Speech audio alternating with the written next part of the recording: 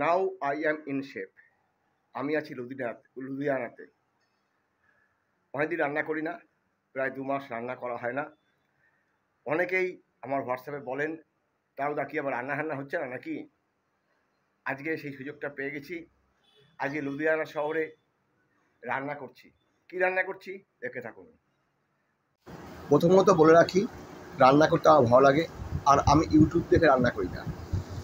গতকাল আমি লুধিয়ানাতে এসেছি।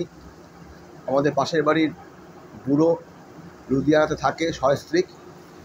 তাই গতকালকে বলেছিলাম যে আমি রান্না করব। যেহেতু এটা শ্রাবণ মাস, তাই নিরামিষ রান্না চলবে।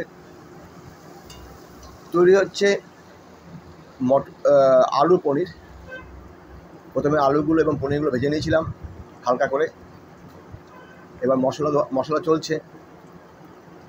মশলা করে নিয়ে তার মধ্যে কিছু মিক্সিং করে রেখেছিলাম, পোস্ত, তারপর হচ্ছে ওই টমেটো, আদা, এগুলো মিক্সিং করে রেখেছিলাম।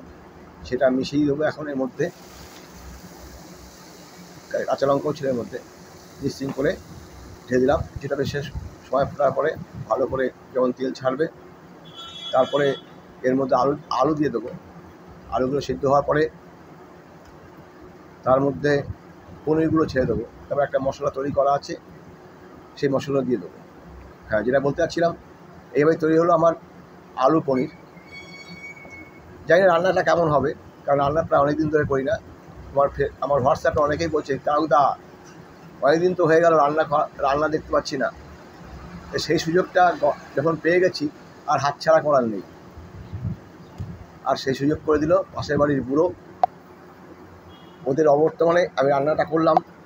যদিও ওরা রান্না করতে দিতে চায়নি, কিন্তু বলতে পারেন জোর করেই নেওয়া আমার এটা। তাই বললাম যে রান্নাটা আমার দায়িত্ব দিয়ে দাও, আমি করবো। আলুগুলো ফুটছে। এরপরে এখান থেকে আমরা পনিরগুলো ঢেলে দেবো। পনিরগুলো একটুখানি গরম হওয়ার পরে তারপরে বিশেষ মশলা দিয়ে তারপরে নামিয়ে নেবো। জানি না কেমন খেতে হবে, ওরা এসে বলবে কেমন খেতে হয়েছে। নিজের জিনিস সবসময় ভালো লাগে, কিন্তু আমার পছন্দ হয়নি আজকে রান্নাটা। জানি না কেন জোর করে নিলাম দায়িত্বটা। চেষ্টা করি সবসময় ভালো রান্না করার। দেখা যাক কেমন হয় ওদের ফিডব্যাকে। আলু পনির অবশ্যই পরে জানাবো।